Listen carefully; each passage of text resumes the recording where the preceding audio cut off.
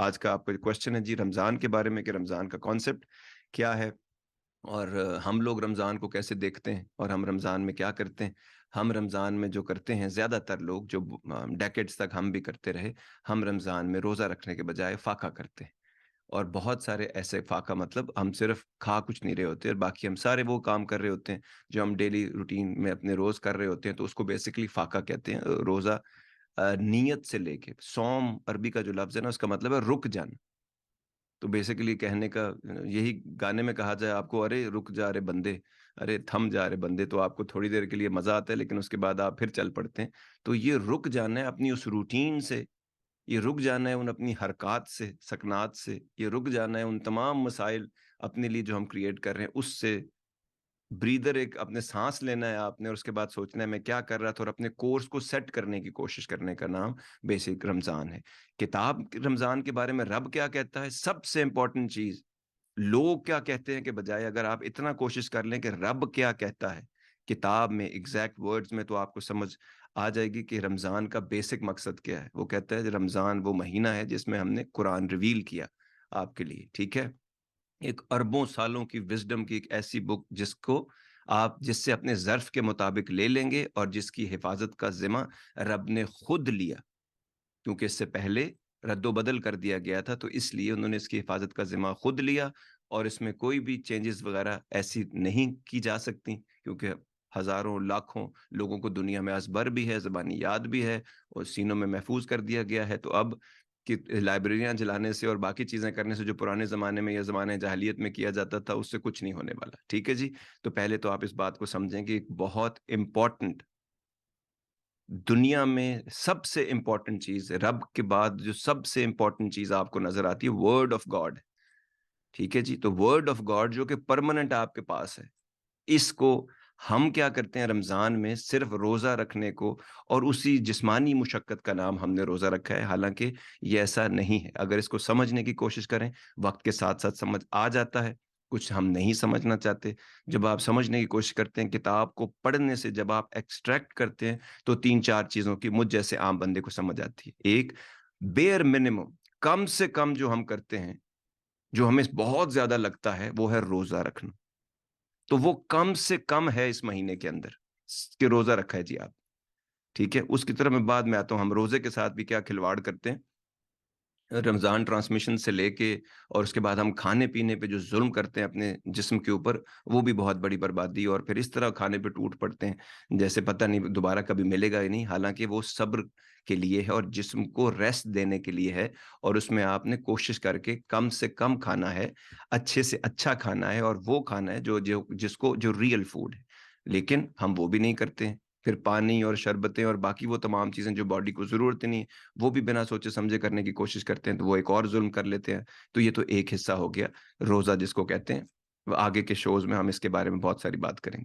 اس کے بعد جو اس سے زیادہ کیا کرنا ہے، اس سے زیادہ ہم اپنے صدقات دے سکتے ہیں کتاب کے مطابق، غریب، مسکین، نادار، یتیم، ان تمام لوگوں کو سب سے جو امپورٹنٹ چیز ہے وہ ہے کھانا کھلانا، فیڈنگ دا پور، اور اس کے لیے صدقات سے صدقہ دینا، اپنے مال سے صدقہ دینا، دل کو کھلا کرنا، دل کو نرم کرنا، لوگوں کی چیزیں جب آپ دیکھتے ہیں آپ کے ارد گرد دنیا میں کیا ہو رہا ہے، اپنے رشتہ داروں میں کیا ہو رہا ہے، اپنے محلے میں کیا ہو رہا ہے، معاشرے میں کیا ہو رہا ہے، تو اس کے حساب سے آپ اپنی صدقات وغیرہ دیتے ہیں، دینے کی کوشش کرتے ہیں آپ اس میں۔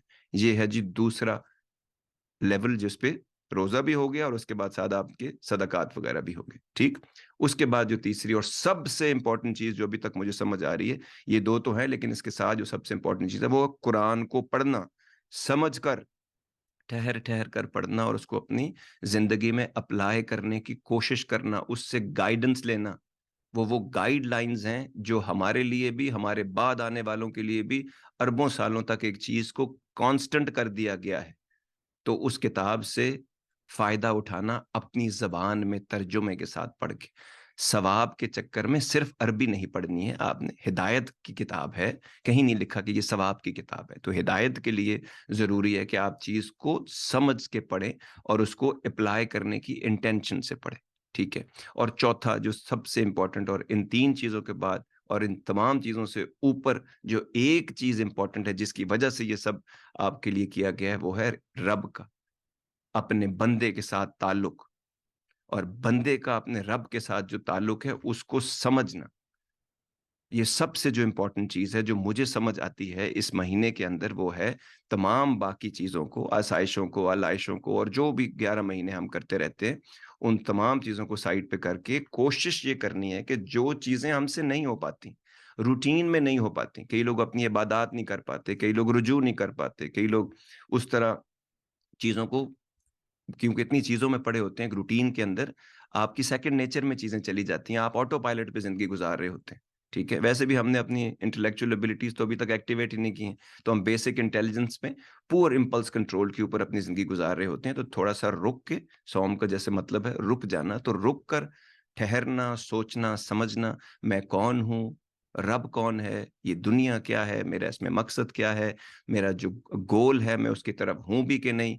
कितनी ज़िंदगी इस दुनिया में मुझको दी गई है, आगे की एक और भी अगर ज़िंदगी और मैं उस पे बिलीव करता हूँ, तो उसके लिए मैंने क्या काम किया है? क्या मैं जैसे खुद को नहीं पहचान पाया अभी तक, क्या इसी तरह रब को भी नहीं पहचान पाया? और क्यों नहीं पहचान पाता? हालाँकि उसके अल्फ़ाज़ हमारे सामने हैं।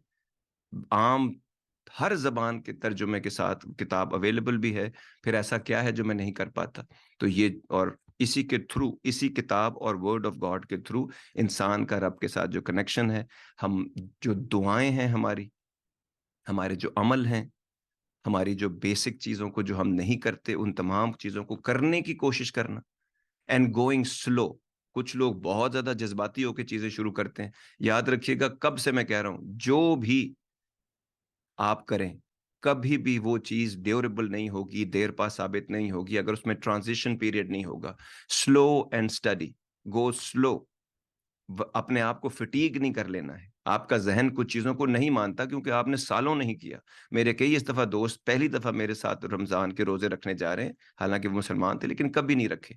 तो वो उनको भी आराम-आराम से आप इस तरफ लेके आते हैं। मेरे कई ऐसे दोस्त जो गैर मुस्लिम हैं, वो भी पिछली दफ़ा उन्होंने मेरे साथ रोज़े रखे, इस दफ़ा वो फिर रखने की कोशिश करेंगे। उनको भी साथ लेके चलना होता है। तो आहिस्ता-आहिस्ता, और उनसे बात भी करनी होती है, मोटिवेशन भी साथ देनी होती है, खुद को भी मोटिवेट करना होता है, और अपने इर्द-गिर्द जो लोग कोई सी अच्छाई, बेहतरी की तरफ जा रहे हैं, जिनके बहुत सारे हेल्थ के इश्यूज़ हैं, उनके लिए रमज़ान की ये जो रोज़े हैं, ये बहुत मिरेकल है, मिरेकुलस इफ़ेक्ट होता है सेहत के ऊपर। मैं अपनी सेहत के ऊपर भी जब काम करता हूँ, तो अपने इर्द-गिर्द बाकी लोगों की सेहत के ऊपर भी काम करता हूँ। तो ये 3-4 चीज़ें हैं जो कि हमें रमज़ान में हमें पता होनी चाहिए। इसको ऑप्टिमम लेवल के ऊपर बेस्ट यूसेज इसका जो हम कर सकते हैं, एक ऐसी रूटीन बना सकते हैं, जिसमें आप लाइफ़ में बैलेंस क्रिएट कर सकते हैं। इसमें आप अपनी जो बेसिक इबादत हैं, बेसिक कुल 24 घंटे में से मैंने ओवरऑल सारा नोट किया, आधे घंटे का काम होता है। जो हमसे नहीं हो पाता, तो उसके ऊपर काम किया जा सकता है।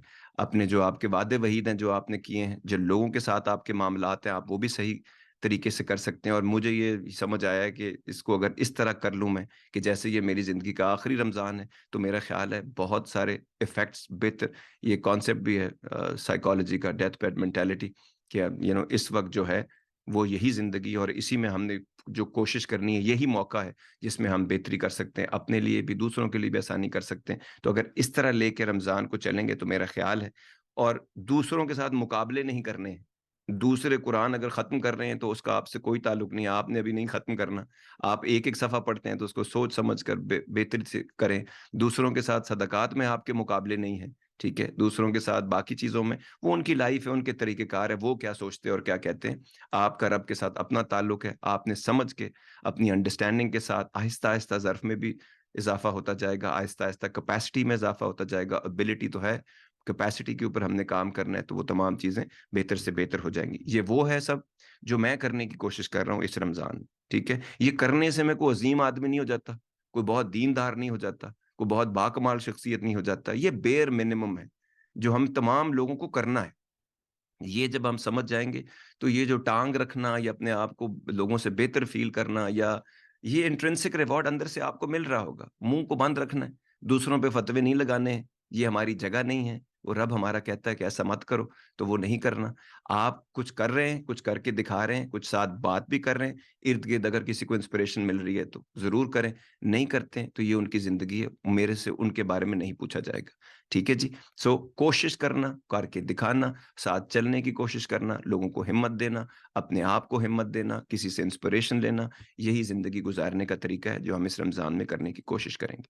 امید کرتا ہوں آپ کا، ہمارا، تمام لوگوں کا جو پہلی دفعہ رمضان کو آبزرو کر رہے ہیں good true letter and spirit میں، ان لوگوں کے لیے بھی، اور جو کرتے رہتے ہیں اللہ کرے ان کا اور بھی بہتر ہو، اس دعا کے ساتھ کہ رب آپ کو ایک بہت خوبصورت رمضان مبارک ہو آپ تمام لوگوں کو، اور اس کو توفیق دے ہم کو کہ ہم اس سے بہتری نکال سکیں. To get the full Radio Azad experience, download the Radio Azad app from the App Store or Google Play and take us with you everywhere.